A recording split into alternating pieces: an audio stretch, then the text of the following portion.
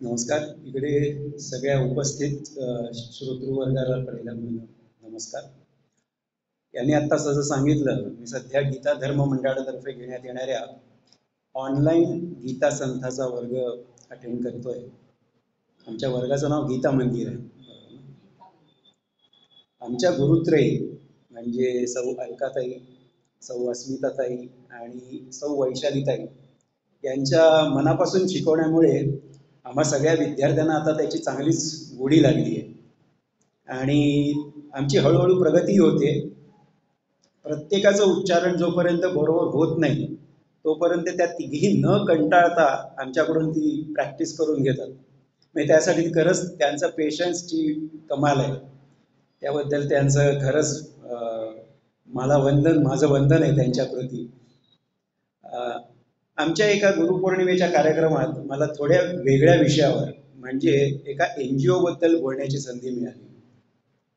गीता धर्म मंडळातर्फे सौ वीणाताई जोशी त्यावेळेला प्रमुख पाहुण्या म्हणून उपस्थित होत्या. त्यांनाही हा विषय आवडल्यामुळे त्याबद्दल अधिक विस्तारपूर्वक बोलण्यासाठी मला विचारण्यात आलं आणि या अनुषंगाने मी आव्हान पालक संघ या NGO बद्दल इथे बोलायला उपस्थित आहे आणि मला इकडे आव्हान पालक संघाबद्दल बोलण्याची संधी दिल्याबद्दल गीता धर्म मंडळाचा मी प्रथम आभारी आहे. आव्हान पालक संघाच्या संस्थापिका सौ वंदनाताई कर्वे पण आज आपल्या बरोबर उपस्थित आहे आणि त्यांच्या सहकारी इथे आज आपल्या बरोबर आहेत. आता आपण म्हणजे काय आव्हान पालक संघ काय आणि त्याच्यावर आपण आता जरा थोडंसं बघूया. मुलांना सांभाळणं, त्यांना वाढवणं जितकं आनंददायी आहे तितकंच ते कठीण आहे हे आपण सगळे जाणतो. आपल्यापैकी काही जणांनी कदाचित नातवंडांनाही मोठं होताना बघितलं असेल. शारीरिक आणि मानसिक दृष्ट्या सक्षम मुलांना वाढवताना आपल्याला अनेक अडचणींचा सामना करावा लागतो. त्यांची मस्ती, त्यांच्या खोड्या, ह्याच्यातून आपल्याला त्यांना वाढवणं म्हणजे खरंच म्हणजे तो आनंद असतो ॲज वेल ॲज त्यावेळेला आपल्याला ते खूप कठीणही वाटतं. पण जी मुलं खास आहेत हे दुर्दैवाने ज्यांना जन्मतःच किंवा नंतर काही अपघातामुळे किंवा आजारपणामुळे अपंगत्व आलंय अशा मुलांना सांभाळणं किंवा वाढवणं किती आव्हानात्मक असेल याची कल्पनाच करवत नाही. पोलिओ सारख्या आजारामुळे म्हणा किंवा इतरही कुठल्या आजारामुळे अपघातामुळे ज्यांना अपंगत्व आलेलं आहे अशी मुलं इतर नॉर्मल मुलांबरोबर शालेय, महाविद्यालय किंवा उच्च शिक्षणही घेऊ शकतात आणि आपल्या पायावर उभी राहू शकतात. पण दृष्टीहीन मुलं किंवा मूक, कर्णबधीर मुलं ही या शाळांमधून शिक्षण घेऊ शकतात आणि आपल्या पायावर उभी राहू शकतात. त्यांच्यासाठी National Association for the Blind किंवा doctor Ali Yavar Jung Institute for Deaf and Dumb यांसारख्या मोठ्या संस्थाही कार्यरत आहेत. पण अशी मुलं दुर्दैवाने ज्यांची बौद्धिक वाढ झालीच नाही किंवा अगदी संथ गतीने होत असते अशा मुलांची ग्रहणशक्ती कमी असल्यामुळे त्यांना इतर सर्वसामान्य शाळांमध्ये शिक्षण घेता येत नाही. महाविद्यालय आणि उच्च शिक्षण ही दूरचीच गोष्ट, त्यांना प्राथमिक शिक्षण घेणंही खूप कठीण असतं आणि मग शिक्षणच नाही म्हटल्यावर त्यांना आर्थिकदृष्ट्या ती स्वावलंबी होणार कशी. तर अशा मुलांच्या आई वडिलांना आणि पालकांना नेहमी हाच प्रश्न भेडसावत असतो. आई वडील पालक जोपर्यंत शारीरिक आणि आर्थिकदृष्ट्या सक्षम असतात तोपर्यंत ते आपल्या पाल्याची काळजी घेऊ शकतात. पण त्यांच्या पश्चात त्या मुलांचं काय. ही मुलं दैनंदिन कामातही खूप परावलंबी असतात आणि त्यांना देण्यात येणाऱ्या औषधांमुळे म्हणा किंवा त्यांच्या मानसिक स्थितीमुळे म्हणा ती काही वेळा अतिशय आक्रमक होतात. त्यामुळे अगदी त्यांची सख्खी भावंड किंवा इतर नातेवाईक त्यांची जबाबदारी घेतीलच याची काही खात्री देता येत नाही. आव्हान पालक संघाच्या संस्थापिका सौ वंदनाताई कर्वे ज्या अशाच एका मुलीची आई आहे त्यांनाही हे प्रश्न भेडसावत होते. अशी संस्था स्थापन करण्यामागची आपली भूमिका आणि आपले अनुभव त्यांच्या शब्दात आपण बघू. जेव्हा घरामध्ये बाळाची चाहूल लागते तेव्हा प्रत्येक घरात आनंदी आनंद पसरतो. होणाऱ्या आईचे लाड, कोड कौतुक सुरू होतं. तिला कुठे ठेवू आणि कुठे नको असं घरातल्या ज्येष्ठ महिलांना होऊन जातं आणि मग एके दिवशी बाळाचं आगमन होतं. घरात जणू आनंदोत्सव सुरू होतो. आणि प्रत्येक जण आपापल्या परीने बाळाचं संगोपन करण्यात आपला हातभार लावतो. पण सगळ्याच ठिकाणी असं होतच असं नाही. काही ठिकाणी वेगळेच अनुभव येतात. बाळ नॉर्मल असेल तर ठीक, नाहीतर नाहीतर त्या कुटुंबावर दुर्दैवाचा घालाच पडतो. एकतर बाळाबद्दल बघितलेली स्वप्न, भविष्याचा केलेला विचार हे सगळं क्षणार्धात कोसळून पडतं. आणि हे सगळं आपल्याच वाट्याला का, या प्रश्नाचं उत्तरही मिळत नाही. काही वेळा मग नातेवाईक, समाज त्या बिचाऱ्या आईलाच दोषी ठरवतात आणि तिचा छळ करायला लागतात. असं होण्यामागचं शास्त्रीय कारण काय हे न शोधता त्या माऊलीलाच बोल लावतात. सासरच्या माणसांनी स्वीकारलं तर ठीकच आहे, नाहीतर तिची बिचारी दोन्हीकडून कुसंबणा होते. पण शेवटी ते आईचे काळीज आहे. बाळाचं दुर्दैव, तिचं दुर्दैव या दिव्यातून मार्ग काढत आईलाच बाळाच्या संगोपनाची जबाबदारी उचलावी लागते.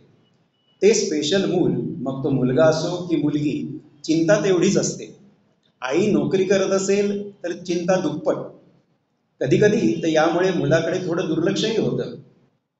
पण चरितार्थासाठी आईला ते करावंच लागतं. बाळाचे वडील किंवा घरातील इतर वडीलधाऱ्या लोकांचा पाठिंबा मिळेलच याची शाश्वती नसते. अर्थात त्यात त्यांचा दोष नसतो. शिवाय ह्या बाळाचा अधिकचा खर्च, औषधोपचार यासाठी लागणारा खर्च भागवण्यासाठी अधिक कष्ट करावे लागतात आणि आपल्या कुटुंबासाठी नोकरी आणि उद्योगधंदा सुरू ठेवणं त्यांनाही भागच असतं. साहजिकच कितीही ओढ असली तरी बाळाच्या वडिलांना प्रेम, माया बाजूला ठेवावी लागते. पण वेळ मिळेल तेव्हा ते जीव तोडून त्या बाळासाठी झटत असतात हे मात्र मान्य करायलाच पाहिजे. शेवटी बाळ दोघांचं असतं ना. असो, बाळाचं योग्य संगोपन होणं आणि त्याच्यात जास्तीत जास्त सुधारणा होणं हे त्याच्या आईवडिलांचं आणि इतर कुटुंबियांचं आद्य कर्तव्य असतं. ही मेहनत आणि डॉक्टरनी अव्याहतपणे केलेले उपचार यामुळे बाळाची हळूहळू वाढ होऊ लागते आणि त्याचं शाळेत जाण्यायोग्य वय होऊ लागतं. डॉक्टरनी त्या मुलाला स्पेशल शाळेत घालायला सांगितलेलं असतं, पण मन मानायला तयार नसतं. त्याला नॉर्मल शाळेतच दाखल करण्याचा अट्टहास केला जातो. आता मी इथे मुलाला हा शब्द मूल या अर्थाने वापरतोय, म्हणून तो मुलगा आणि मुलगी या दोन्हीसाठी लागू होतो. तर आता नॉर्मल शाळेत घातल्यानंतर बुद्ध्यांकाचा प्रश्न येतो आणि मूल इतर मुलांच्या तुलनेत जरा मागे पडायला लागतं. मग शाळेकडूनच मुलाला स्पेशल शाळेत घालण्याची शिफारस केली जाते. तिथे खरा कसोटीचा प्रसंग येतो. मन घट्ट करून नाईलाज म्हणून मुलाला मग स्पेशल शाळेत घातलं जातं. या शाळा अशाच मुलांसाठी चालवल्या जात असल्यामुळे त्यातले अभ्यासक्रम, तिथल्या ऍक्टिव्हिटीज या मुलांच्या आवश्यकतेनुसार बनवलेल्या असतात. शिवाय तिथे कुठल्याही प्रकारची स्पर्धा किंवा चढाओढ नसते. या मुलाचा पहिला नंबरच आला पाहिजे, हा प्रत्येक विषयात पुढेच असला पाहिजे, ही कोणाकडून अपेक्षा नसते. त्यामुळे ती मुलं ही शाळेचा परिसर, शिक्षक, युनिफॉर्म, डबा, वॉटर बॉटल या सगळ्या गोष्टी रमण्यासाठी पुरेशा असतात. आणि त्यामुळे त्या मुलांची हळूहळू का होईना पण प्रगती व्हायला लागते. कुटुंबालाही थोडाफार दिलासा मिळतो. अर्थात सगळ्याच मुलांची प्रगती सारखीच होईल असं नाही, पण बहुतांशी होते. त्याचा फायदा हा होतो की आजूबाजूचं वातावरण बदलायला लागतं. समाज, नातेवाईक त्या मुलांना स्वीकारायला लागतात. इतर भावंडही त्यांच्याशी समंजसपणे वागू लागतात आणि त्यामुळे आईवडीलही थोडेसे रिलॅक्स होतात. वय वर्ष 13-14 झालं की मुलांच्या वयात येण्याची चाहूल लागते. शारीरिक बदल होत असतात. समाजातले सगळेच घटक काही विश्वासार्ह असतात असं नाही, याचा आपल्याला अनुभव पदोपदी येतच असतो. अशा वेळी कसं वागायचं याचं ज्ञान या मुलांना नसतं आणि त्यांना ते शिकवण्यावरही मर्यादा आहे. तर मुलांच्या बाबतीत काळजी असतेच, पण मुलींच्या बाबतीत मात्र कुटुंबाला अधिकच सजग राहावं लागतं. अतिशय जागरूकतेने, अक्षरशः डोळ्यात तेल घालून जपावं लागतं.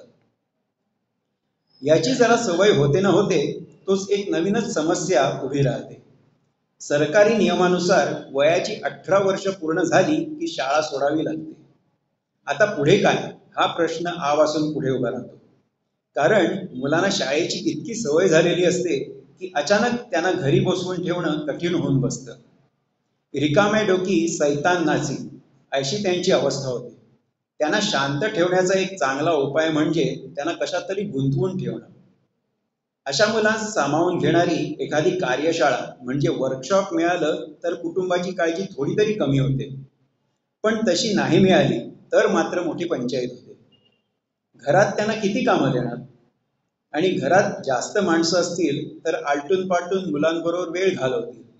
पण तेवढी माणसंच नसतील किंवा तितका वेळ देऊ शकत नसतील तर काय करणार? याचसाठी अशा प्रकारच्या कार्यशाळांची आवश्यकता भासते.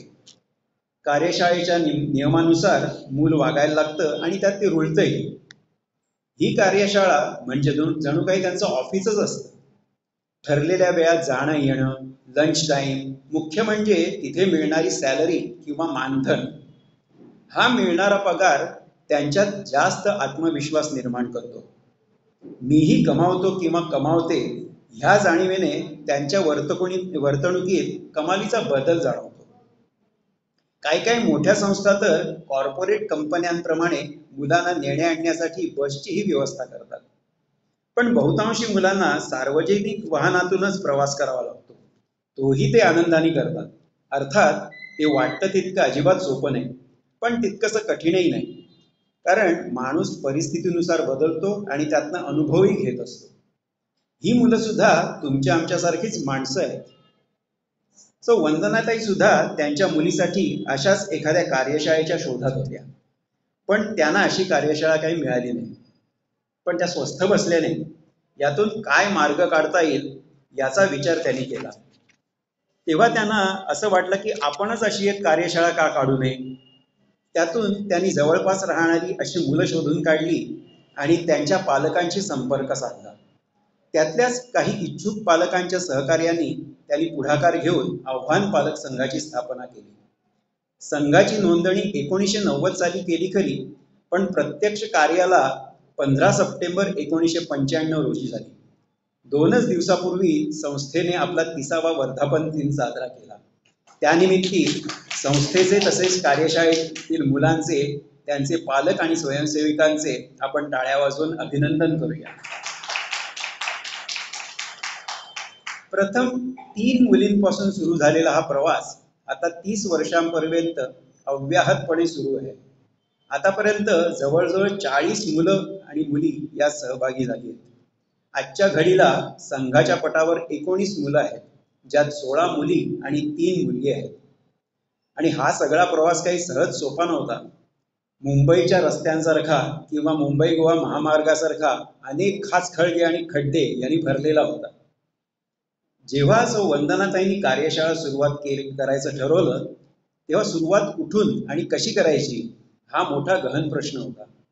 मग त्यांनी पुण्याच्याच एका प्रतिथयश कार्यशाळेत जाऊन तिथली कार्यपद्धती अभ्यासली. घरातल्या वरिष्ठांशी चर्चा केली आणि त्यांच्या घरातूनच कार्यशाळेला प्रारंभ केला. त्यांची स्वतःची मुलगी धरून 3 मुली आणि त्या मुलींच्या माता पालक अशी 6 जण जमायला लागले. घरातील वयस्क व्यक्तींना कोणत्याही प्रकारचा त्रास होऊ नये याकडे कटाक्ष असायचा. संख्या कमी असल्यामुळे ते सहज साध्यही झालं. दुपारी 1 ते 3 अशी वेळ ठरली.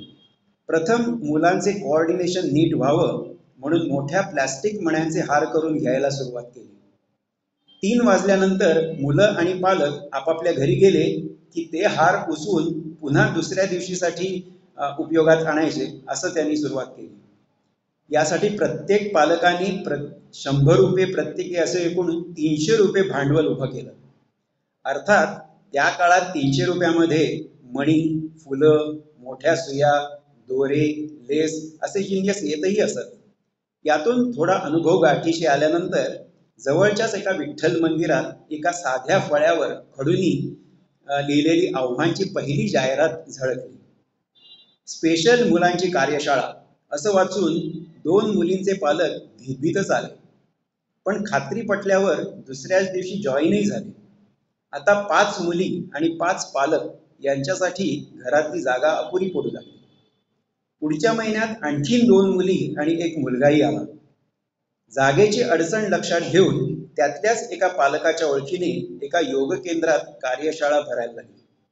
एक मदतनीसही सामाजिक कार्य म्हणून येऊ लागल्या. त्या मुलांचा अभ्यास घेत असत. त्यामुळे मुलांची गोडी वाढली. पण सगळं काही सुरळीत चाललं तर काय मजा. ज्यांच्यामुळे ही जागा मिळाली होती त्या योगासन वर्गाच्या हेडबाईंचं अचानक निधन झालं. त्यांनी आव्हानची कार्यशाळा पुढे चालवण्यासाठी काहीच तरतूद कागदोपत्री करून ठेवली नव्हती. त्यामुळे तिकडच्या इतर सभासदांनी आव्हानच्या कार्यशाळा चालवण्यावर आक्षेप घेतला आणि कार्यशाळा ताबडतोब बंद करायला सांगितलं. हा संस्थेला एक मोठाच धक्का होता. तोपर्यंत संस्थेत 15 मुली दाखल झालेल्या होत्या. 15 मुली आणि कार्यशाळेचं सगळं सामान घेऊन आयत्या वेळी कुठे जाणार. अनेक विनवण्या करूनही त्या योगासन वर्गाच्या कार्यकारी मंडळाचं हृदय काही द्रवलं नाही. या सगळ्याचा त्यातल्या 3 मुलींवर मानसिक परिणाम झाला. त्या अधिकच सैरभैर झाल्या आणि त्यांना सावरता सावरता त्यांच्या पालकांच्या आणि संस्थेच्याही नाकी नऊ आले. नवी जागा सोडण्यात जवळजवळ 2-2.5 महिने गेले. अशा प्रकारच्या कार्यशाळेसाठी जागा द्यायला कोणी फारसं उत्सुक नसायचं, नाहीतर भाडं तरी अव्वाच्या सव्वा मागितलं जायचं. आता मानवी स्वभावाचा एक किस्सा इकडे सांगावासा वाटतो. एका विशिष्ट समाजाच्या व्यक्तीने मोठं उदार असल्याचं दाखवत आपली जागा आव्हानला देऊ केली. पण ती देताना अनेक अटी घातल्या. काही तर इतक्या विचित्र आणि भयंकर होत्या की रोज पंखे साफ करून जायचं, रोज ती स्पेशल मुलं वापरत असल्यामुळे टॉयलेट साफ करायची, कोणत्याही प्रकारचे खाद्यपदार्थ आणून द्यायचे नाही, पाण्याची व्यवस्थाही स्वतः करायची, संस्थेने करायची, आमच्यातर्फे काही केलेलं जाणार नाही, वगैरे वगैरे. एकदा तर त्यांनी 10 महिन्यापूर्वीचं विजेचं बिल जेव्हा संस्था तिकडे गेलेही नव्हती ते संस्थेने भरावं म्हणून दबाव टाकायला सुरुवात केली. संस्थेने साहजिकच आक्षेप घेतला. तेव्हा त्यांनी संस्थेच्या लोकांनाच कशी वागण्याची पद्धत नाही, त्यांच्यात मॅनर्स नाहीत, हे सुनवायला सुरुवात केली. संस्था त्या दबावाला बळी पडत नाही असं बघून त्यांनी ताबडतोब जागा खाली करायला सांगितली. सगळेच खूप एकदम निराश झाले. पण तशातच एक ताई अक्षरशः देवीसारख्या धावून आल्या. त्यांच्या सोसायटीच्या शिशुवर्गाची लहानशी का होईना पण एक खोली देऊ केली. अक्षरशः दाटीवाटीत बसत पुन्हा नव्या जोमाने कामाला सुरुवात केली. खूप अडचण होत होती पण गरज होती त्यामुळे नाईलाज होता. तशा अडचणीतही जवळजवळ 2.5 वर्ष काढली. दुसऱ्या मोठ्या जागेचा शोध बरोबरीने चाललाच होता. त्याच दरम्यान एका परिचितांना संस्थेची अडचण समजली आणि दुसऱ्या एक ताई मदतीला धावून आल्या. त्या मुंबई महापालिकेमधून मोठ्या हुद्द्यावरून निवृत्त झालेल्या होत्या. त्यांनी आपलं सर्व कसब आणि अनुभव पणाला लावले. महापालिकेच्या अधिकाऱ्यांकडे शब्द टाकले. सौ वंदनाताई आणि इतर पालक आलटून पालटून रोज महापालिकेच्या अधिकाऱ्यांकडे खेटे घालत होते आणि त्या अधिकाऱ्यांपुढे आपली केस मांडत होते. बरोबर मुलंही असायचीच. हे असं जवळजवळ वर्षभर चालू होतं. शेवटी त्या अधिकाऱ्यांना पटलं आणि त्यांना पटलं की संस्थेला खरोखरच जागेची आणि खूप तातडीची गरज आहे. त्यांनी माहीम मुंबई इथे मुंबई महापालिकेच्याच कार्यालयाच्या इमारतीत स्टीलची जागा देऊ केली. जागा मोकळीच असल्यामुळे तिकडे आवश्यकतेनुसार बांधकाम करून घेणं जरुरीचं होतं. त्यासाठी पैसा लागणार. मग देणग्या स्वीकारायला सुरुवात केली. अनेक दानशूर व्यक्ती पुढे आल्या आणि त्यांनी दिलेल्या देणग्यांमधून संस्थेची सध्याची जी जागा आहे ती बांधून तयार झाली. सन 2005 मध्ये नव्या जागेतून जोमाने कार्य सुरू झालं आणि ते आजतागायत. या देवी सर्वभूतेषु दयारूपेण संस्थिता नमस्तस्मै नमस्तस्मै नमस्तस्मै नमो नमः या 2 ताईंच्या रूपाने देवीनेच दया दाखवून आव्हानला कठीण प्रसंगातून तारलं अशी श्रद्धा आहे. अगदी गेल्या 3-4 वर्षातीलच आठवण सांगायची तर करोना लॉकडाऊनच्या काळातली. ते तर जागतिक संकट होतं आणि आपण सगळेच त्यात भरडून निघालो होतो. आपणच घरात कोंडले गेल्यामुळे आणि पुढे काय होणार या चिंतेने संभ्रमात होतो. तर या मुलांची अवस्था तर विचारूच नका. शाळा बंद असल्यामुळे ही सगळी मुलं सदानकदा घरातच. पालकांच्या कसोटीचा काळ होता. स्पेशल मुलांना सगळ्या गोष्टी समोर दाखवून प्रात्यक्षिक करूनच समजावाव्या लागतात. ढग, रेल्वे, विमान या गोष्टी डोळ्यांना दिसतात, पण करोना विषाणू कसा दाखवणार? आणि मुलांना तर तो बघायचाच होता. आपण म्हणत असू ना की करोना आलाय, तर प्रथम मुलांना करोना म्हणजे एखादा चोरबीर आहे की काय असं वाटायचं. मग त्यांना टीव्ही आणि पेपरातले विषाणूचे फोटो दाखवले, पण तो शरीरात जाऊन हॉस्पिटलमध्ये ऍडमिट व्हावं लागतं हे काही त्यांच्या पचनी पडत नव्हतं. माणसं दगावत होती, पण या मुलांना त्याचं गांभीर्य समजत नव्हतं. पालकांना काळजी होती की या मुलांना लागण झाली तर एका वेगळ्या खोलीत विलगीकरणात ठेवायचं कसं, म्हणून त्यांना जास्त जपावं लागायचं. मग मास्क कसा आणि का लावायचा, बाहेर का पडायचं नाही, घरातही राहून एकमेकांपासून लांब कसं राहायचं हे समजावून सांगायला लागलं. त्यातही त्यांचे अनेक प्रश्न उत्तर देता देता पालकांच्या नाकी नऊ यायचे. मग एक दिवस एक व्हिडिओ मीटिंग घेतली गेली. एकमेकांना प्रत्यक्ष बघितल्यामुळे त्या मुलं जरा हरकली. मग पालकांनी ठरवलं की प्रत्येक मुलगा किंवा मुलगी घरी जे जे काम करेल, म्हणजे अगदी कपडे वाळत घालणं असो किंवा केर काढणं असो, त्याचा व्हिडिओ काढायचा. रोज दुपारी 1 ते 4 या वेळात व्हिडिओ कॉल करून ते काढलेले व्हिडिओ एकमेकांना दाखवायचे. त्या मुलांचं कौतुक करायचं, त्यांना चीअरअप करायचं. त्यामुळे कार्यशाळेप्रमाणे भेटणं होऊ लागलं, एकमेकांशी संवादही होऊ लागला. मध्ये मध्ये जेव्हा काही दुकानं उघडायची तेव्हा पालक ड्रॉइंगचं साहित्य, रंग, रुमाल वगैरे घेऊन यायचे आणि घरच्या घरीच मुलांना थोडं थोडं काम करायला द्यायला लागले. व्हिडिओ कॉलवरूनच डान्स, व्यायाम, अभ्यास, हे चित्रकला हेही घेऊ लागले. त्यामुळे मुलं थोडी स्थिरावली आणि काम करू लागली. रुमालावर पेंटिंग करू लागली. ड्रॉइंगची तर पुस्तकाच्या पुस्तकं भरली. हात बसला, रंगकाम नीट येऊ लागलं. त्याचा फायदा नंतर कापडी पिशव्या रंगवताना झाला. घरातही भाज्या निवडणे, चिरणे, लसूण सोलणे, नारळ खवणे अशी कामं ती मुलं करायला लागली. त्यातूनच मग संस्थेने उत्पन्नाचा मार्ग शोधला. ऑर्डर्स घ्यायला सुरुवात केली. चांगलं शिवणकाम करणारी मुलगी मास्क शिवू लागली. तिला एका डॉक्टरांकडून ऑर्डरही मिळाली. एका हॉटेलकडून नारळ खवून देण्याची आणि लसूण सोलून देण्याची ऑर्डर मिळाली. काही मुली चष्म्याच्या कॉर्ड्स, टेबल मॅट्स हेही बनवू लागल्या. हळूहळू मुलांना आता लॉकडाऊनची सवय लागली. कामाला वेळ मिळू लागला आणि विक्रीही व्हायला लागली. तशातच आव्हानची 25वी ही व्हिडिओ कॉलवर साजरी झाली. मंगळागौरीचे खेळ झाले, गुढीपाडवा साजरा झाला. अशा तऱ्हेने आव्हानने कोरोना लॉकडाऊनचं आव्हानही यशस्वीपणे पेललं. त्याचा तोटा आणि फायदा दोन्हीही अनुभवलं. आता आपण या संस्थेचं काम कसं चालतं त्याकडे जरा बघूया. जेव्हा कार्यशाळा सुरू केली गेली तेव्हा कोणालाच, म्हणजे पालकांना, एखादी संस्था कशी चालवावी किंवा व्यवसाय कसा करावा याचा काहीच पूर्वानुभव नव्हता.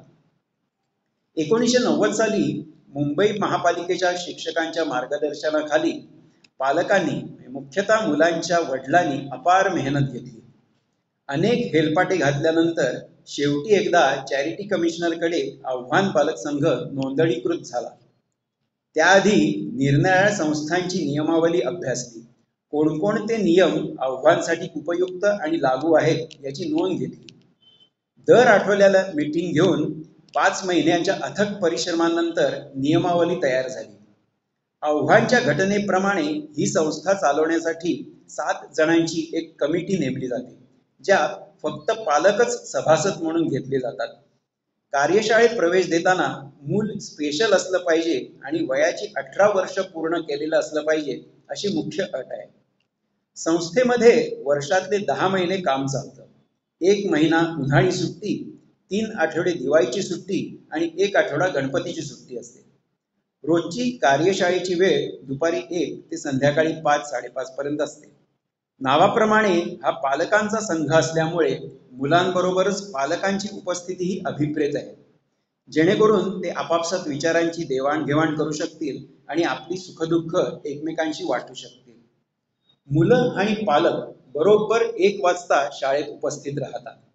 1:10 प्रार्थना होते. प्रार्थनेच्या वेळेनंतर आलेल्यांना लेटमार्क लागतो. वक्तशीरपणा, रजा इत्यादी बाबतीत इतर कॉर्पोरेट प्रमाणेच नियम पाळले जातात. एका वर्षाला प्रत्येक मुलाला 10 रजा असतात. एका महिन्यात 3 लेटमार्क झाले तर एका दिवसाची रजा कापली जाते. सगळ्या मुलांना युनिफॉर्मही दिला गेला आहे. या संस्थेचा मुख्य उद्देश मुलांना आर्थिकदृष्ट्या स्वावलंबी बनवणं हा आहे. त्या दिशेने पावली टाकली गेली.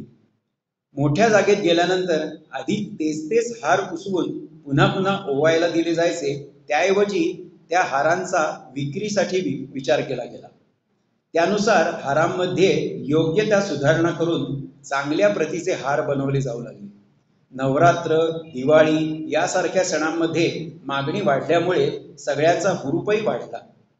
एका प्रसिद्ध ट्रॅव्हल कंपनीने 50 ग्रीटिंगची ऑर्डर दिली. उत्साह वाढला, पण अनुभव नव्हता. ते आव्हानही स्वीकारलं. आपापसात चर्चा करून चांगली ग्रीटिंग्स बनवली. तेव्हापासून आजतागायत वेगवेगळ्या प्रकारची ग्रीटिंग्स बनवली जाते. नंतरच्या वर्षीपासून दिवाळीसाठी पणत्याही रंगवून विकायला सुरुवात केली. त्या सगळ्या विक्रीतून मुलींना पहिला पगार दिला गेला, तो 50 रुपये प्रत्येकी. त्यावेळेच्या त्या मुलांच्या चेहऱ्यावरचा आनंद बघून पालक सुखावले आणि आपले सगळे कष्ट विसरले. पुढे अशाच ऑर्डर्स मिळत गेल्या. असं करता करता खूप गोष्टी बनवल्या जाऊ लागल्या.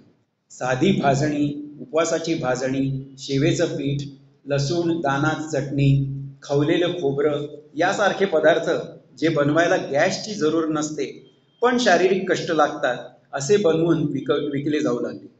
याच्यामुळे उत्पन्न तर वाढलंच, त्याचबरोबर मुलांचा व्यायामही होऊ लागला. एका राखी पौर्णिमेला सौ वंदनाताईंची पर्यटन क्षेत्रातल्या एका मातब्बर व्यक्तीशी भेट झाली.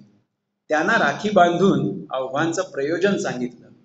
त्या व्यक्तीने ताबडतोब मदतीचं आश्वासन दिलं. त्यांच्या कंपनीच्या सहलीमध्ये येणाऱ्या यात्रींना देण्यात येणारी लवंग, वेलदोडा, गोळ्या यांची पाकिटं भरून देण्याचं कंत्राट त्यांनी आव्हानला दिलं. ते कंत्राट आजपर्यंत चालू आहे. दादर मुंबई इथल्याच एका उपहारगृहाने आव्हानला डाळिंब्या सोलून आणि स्वच्छ करून देण्याचं कंत्राटही दिलंय. डाळिंब्या सोलण्यामुळे मुलांच्या बोटांना आपोआपच व्यायाम मिळतो. खाद्यपदार्थांव्यतिरिक्त मुलांकडून इतरही वस्तू विक्रीसाठी बनवून घेतल्या जातात. जसं की गुढीपाडव्यासाठी कारमध्ये आणि टेबलावर ठेवण्यासाठी शोभिवंत गुढ्या, गणपती नवरात्रामध्ये देवांच्या मूर्ती आणि तसबिरींसाठी मण्यांचे हार, कंठी, तोरणं, लटकन, चष्म्यासाठी कॉर्ड्स, रांगोळ्या, अहेराची पाकिटं, रंगवलेल्या पणत्या, आकर्षक रंगवलेल्या कापडी पिशव्या, राखी पौर्णिमेसाठी राख्या वगैरे. सांगायला अतिशय आनंद होतो आणि अभिमानही वाटतो की आव्हानच्या गुढ्या चीन आणि पाकिस्तान सोडल्यास जगातल्या बहुतेक सगळ्या प्रमुख देशात गेलेले आहेत. कोरोना लॉकडाऊनच्या आधी नटश्रेष्ठ श्री मोहन जोशी जेव्हा नाट्य परिषदेचे अध्यक्ष होते, तेव्हा सलग 3 वर्ष यशवंत नाट्य संकुल माटुंगा मुंबई इथे पणत्यांनी दिवाळी पहाट सजवण्याचं काम आव्हानला मिळालं होतं. 3 मजली नाट्यगृहात 1000हून पणत्यांचे प्रकार ठेवून आकर्षक रोषणाई करण्यात आली होती. शिवाय फुलांच्या रांगोळ्याही घालण्यात आल्या होत्या. आता तुम्ही म्हणाल, हे सगळं उत्पन्न संस्थेकडे जमा होतं, मग ते मुलामध्ये वाटलं कसं जातं? तर दर महिना प्रत्येक मुलाला ठराविक म्हणजे सध्या 600 रुपये मानधन म्हणून रोख दिले जातात. त्याशिवाय दर महिना प्रत्येकी 250 रुपये त्यांच्या औषधोपचारासाठी म्हणून दिले जातात. तसंच पोस्टाच्या रिकरिंग खात्यात प्रत्येकी 200 रुपये जमा केले जातात. म्हणजे प्रत्येक मुलाला दर महिना साधारण 1000 रुपये दिले जातात. अर्थात हे हल्लीच्या काळात कमीच वाटतं, पण त्यांना तेवढाच आधार. त्यातली रोख रक्कम मुलांच्या दैनंदिन खर्चासाठी उपयोगी पडते आणि पोस्टातली रक्कम त्यांच्या भविष्याची तरतूद म्हणून उपयोगी पडते. दिवाळीला 500 रुपये बोनसही दिला जातो. वर्षाच्या शेवटी संस्थेच्या त्या वर्षीच्या नफ्यानुसार काही रक्कम अतिरिक्त बोनस म्हणूनही दिली जाते. पालकांना मात्र कोणत्याही प्रकारचं मानधन दिलं जात नाही. आता आव्हानमध्ये केवळ काम आणि कामच चालत नाही. मुलांचं मनोरंजन होईल, मनोरंजनाबरोबरच त्यांचा थोडा व्यायामही होईल, त्यांचा थोडा का होईना पण सर्वांगीण विकास होईल, असे उपक्रमही राबवले जातात. याचं काही आपण उदाहरण बघूया. राखी पौर्णिमेच्या वेळेला मुलं राख्या बनवतात हे आपण पाहिलंच. गेलीच 4 वर्ष भारतीय लष्करातील सैनिकांसाठी राख्या पाठवल्या जात आहेत. मुंबई, पुणे, नाशिक, इंदोरजवळील मऊ, लेह लडाख इत्यादी ठिकाणी संस्थेची मुलं आणि इतर प्रतिनिधी प्रत्यक्ष जाऊन सैनिकांना राख्या बांधतात. तो एक हृदय सोहळा असतो. देशाच्या रक्षणकर्त्यांच्या प्रती संस्था आणि मुलं आदर व्यक्त करतात. सैनिकांकडून मिळालेली कौतुकाची प्रेमाची थाप अमूल्य असते. करोना लॉकडाऊनच्या आधी नववर्ष स्वागत समिती दादर तर्फे घेण्यात आलेल्या गुढीपूजनाच्या स्पर्धेत आव्हानच्या चमूला 3 वर्ष सलग पहिलं बक्षीस मिळालं होतं. आताही गुढीपाडव्याच्या शोभायात्रेत सहभागी होण्यासाठी शाळेला आवर्जून निमंत्रित केलं जातं. दरवर्षी आषाढी एकादशीला शाळेपासून ते जवळच्या विठ्ठल मंदिरापर्यंत दिंडी काढली जाते आणि नंतर मंदिरात भजनही म्हटली जातात. मुलांचा सर्वात आवडता व्यायाम प्रकार म्हणजे डान्स. त्यामुळे त्यांचा सर्वांगीण व्यायाम होतो. आता त्यांना लय, ताल याचीही छान समज आली आहे. डान्स शिक्षिकेच्या सूचनेनुसार तालावर बरोबर पदन्यास करतात. आपल्या इथे त्यांच्या डान्स शिक्षिका इथे उपस्थित आहेत. त्या खरंच खूप मेहनत घेतात त्यांच्या. तर गेल्या 15 वर्षात दरवर्षी न चुकता स्पर्धेमध्ये पहिलं बक्षीस मिळालेलं आहे. डान्समध्ये मुलांबरोबर त्यांचे पालक आणि सोशल वर्करही सहभागी होतात.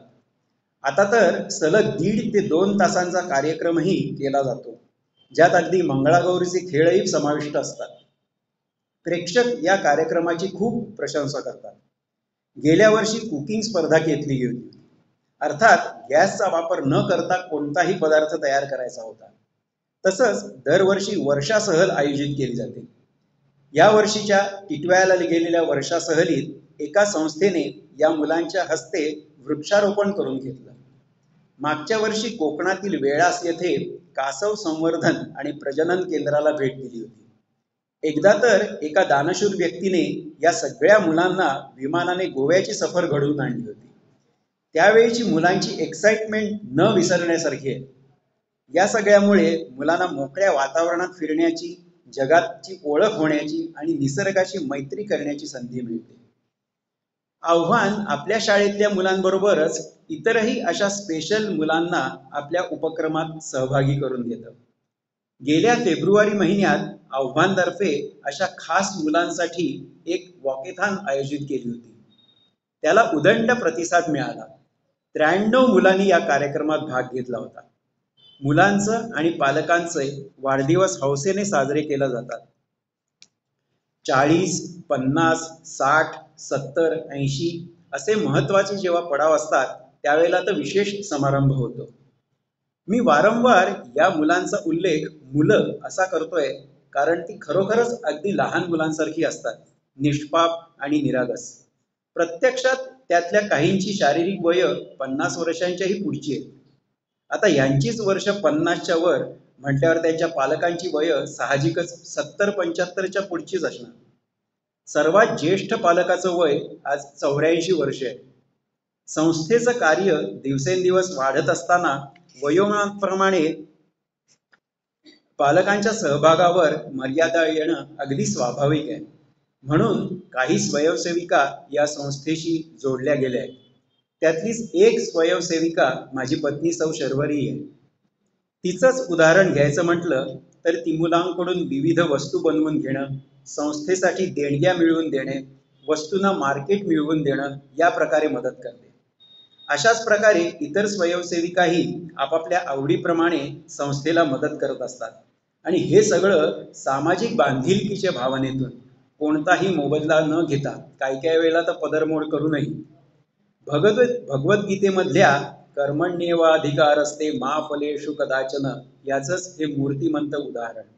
म्हणूनच या स्वयंसेविका आणि मुलांचे पालक मला गुरुस्थानी आहेत.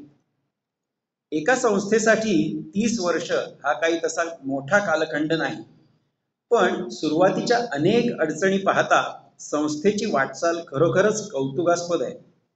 या कालखंडात मुलांची संख्या, कामाची व्याप्ती वाढलीच आहे.